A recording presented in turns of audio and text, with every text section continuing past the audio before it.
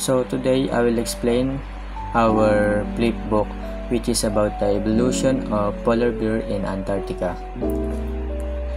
Me and my group mates chose the polar bear because it is the animal most affected by climate change in the next 50 to 100 years.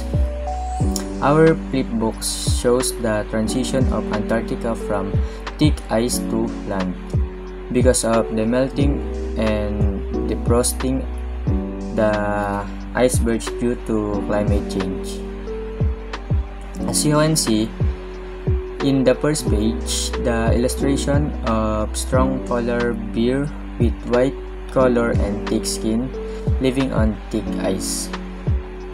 Over time, the polar bear with thick body turns into smaller and thinner, and the bear with pure white color slowly turns into brown. In the last page, the polar bear becomes a new kind of bear that can survive better on land in a new environment. So the evolution of the polar bear is not just a story. It is a warning that climate change is real, happens on our world, and we need to take care of our environment so animals like polar bear can survive and not struggle to find their food.